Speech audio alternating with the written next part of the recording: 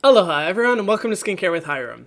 If you don't know who I am, my name's Hiram and I'm passionate about teaching you how to perfect your skincare routine. So make sure you subscribe to my channel and hit the notification bell so that you can see my videos every single week. Welcome to Skincare 101, where I talk about all of the basics of skincare in the most simple and easy to understand way so that you can feel empowered to do whatever you can with skincare. I swear, like, every single time I try to do this intro, it changes. I don't know what I'm talking about. I talk about basic skincare shit, you understand basic skincare shit, we're good to go. Sorry to interrupt, I'm just dumb for forgetting to say this before. If you are interested in being a part of a community that talks about everything skincare, where you can share all of your skin problems, talk about skin concerns, find the best sales or product recommendations for the struggles that you're having, feel free to go to the link in my bio to join the Skincare Junkie family. It's a community that I created where we just hit 7,000 people, to where you can literally get any of your questions answered. Okay, can you stop having an emergency? I'm filming a video. Oh my god, rude.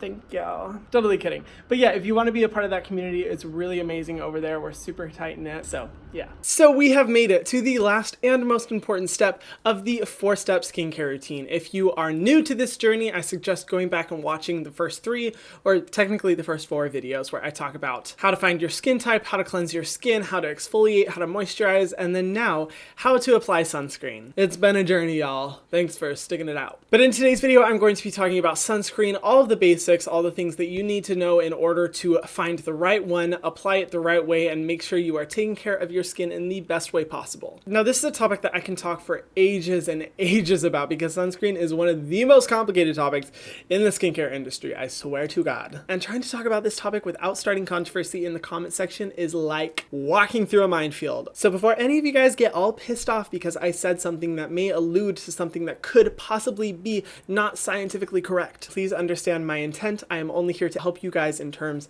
of protecting your skin from the sun. That is all I'm doing. Take a chill pill, Franny. Okay, slow down your typing fingers. I've talked about this in my previous steps, but sunscreen is the most important part of the skincare routine. Why is that? Well, 90% of premature aging is due to sun exposure alone. Just sun exposure. So you could be doing every type of skincare product out there. You can have a 25-step skincare routine, but if you aren't doing sunscreen, none of that shit is gonna matter. Now, why do we need sunscreen? Why is it so important? Well, in addition to the fact that 90% of premature aging is due to sun exposure also causes things like dark spots, acne scarring, breakouts. It can really cause a lot of issues that we're not aware of in our skin, because what sun exposure is doing to our skin is essentially damaging our skin. So anytime we are struggling with certain issues like acne or dark spots, sun exposure is only going to make those things worse. So in order to protect ourselves from those issues getting continually worse, it's important that we apply sunscreen every single day. And if you are someone who is trying to use treatments to get rid of dark spots or acne, exposing yourself to sun is just going to make those problems worse. I promise you that. There is literally scientific proof stating this. The best thing you can do is use a sunscreen. And I know sunscreen is like the least fun part of the skincare routine because it tends to feel the ickiest, but I promise if you use a good sunscreen,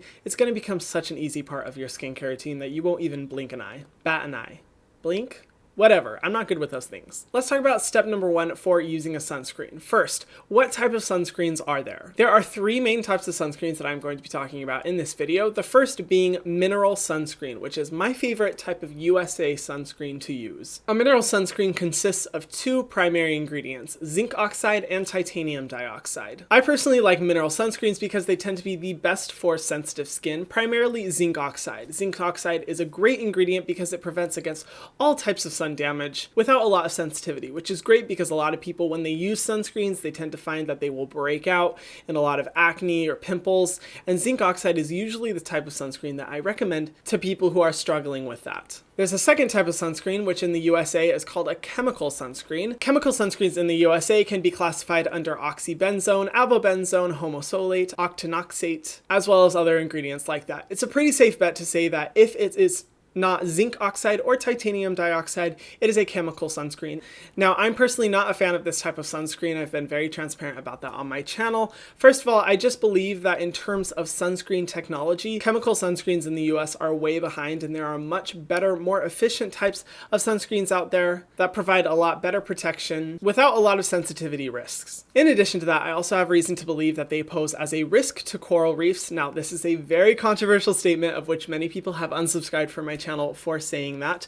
There's a lot of conflicting data out there that shows whether or not chemical sunscreens pose as a damaging risk to coral reefs. And being that I am located in Hawaii, a predominantly tourist area where chemical sunscreens are used by the gallons at very specific beaches every single day, and where there has been significant data presented to show that reefs here are harmed because of that, I tend to side with that research, and I personally avoid chemical sunscreens, and I advise other people to do the same. Now, there is other research stating otherwise. Because both sides of research are from some of the top industry professionals and top scientists out there, I personally think it's just a difference of opinion. You can choose what you want to. I personally err on the side of caution and choose to avoid chemical sunscreens. Now, I will say as well, there are a lot of factors contributing to coral reef damage, like global warming, which obviously we should all be doing the best we can to prevent global warming as much as possible, but in this small way where I am located, I choose to avoid it. But in terms of what's best for coral reefs, I personally choose to go with non-nano, zinc oxide, and Korean sunscreens as my top pick for the safest options. As always, I appreciate you guys sending me research, but from what I've seen so far, I will stick to this opinion. And then the third type of sunscreen I choose to highlight is Korean chemical sunscreens. Now, these are sunscreens that are used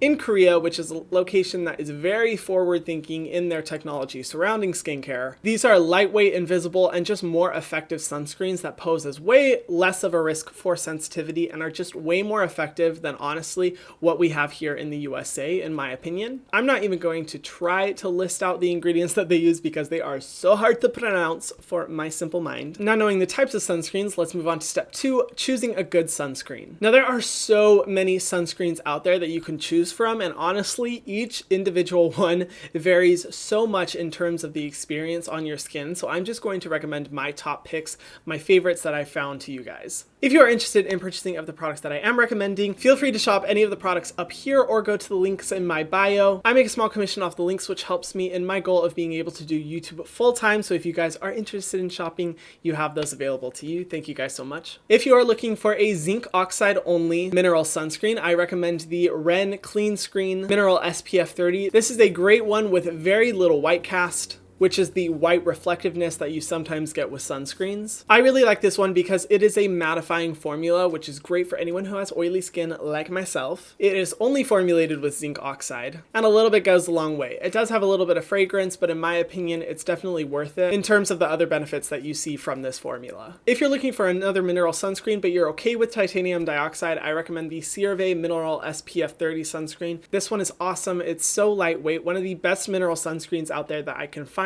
and one that I've pretty much always recommended on my channel. Now, if you're interested in trying a Korean sunscreen, if you have a little bit more dry to normal skin, I personally recommend the Crave Beauty Beat Shield, or in Korea, it's called Beat the Sun SPF 50. They are both the exact same formula. This one is amazing for providing a lot of protection, but it feels like almost nothing on your skin. It has incredible ingredients that are really nourishing for the skin as well, and prove to be great antioxidants, which is going to protect your skin from environmental pollution and other things that cause aging and dark spots. But if you err a little bit more on the oily side for a Korean sunscreen, I have been loving the Dear Klairs Soft Airy UV Essence SPF 50. This one is so lightweight and one that I can just apply multiple layers of without feeling like there's anything on my face. It does have some fragrance in it, but similar to the other one, I just think the benefits of this far outweigh the fragrance included. Incredible formula, and you get a huge amount. And then if you're looking for a touch-up sunscreen, one that you can continually apply throughout the day over top of makeup, I always have the Tarte Guard SPF 30 powder on me at all times. I reapply this every 2 hours throughout the day so that I'm getting a little bit of protection continually without having to re-put on cream sunscreen throughout the day. So now that you've chosen a good sunscreen, let's go on to step number 3, how to apply sunscreen. Sunscreen is best when applied as the last step of the skincare routine. Technically, you can apply it before other steps, but if you want to get the best protection possible, I personally recommend doing it as your last step. Now, correction, I used to think that mixing it with a moisturizer wouldn't mess with the formula, but knowing what I know now and having educated myself to the point that I have,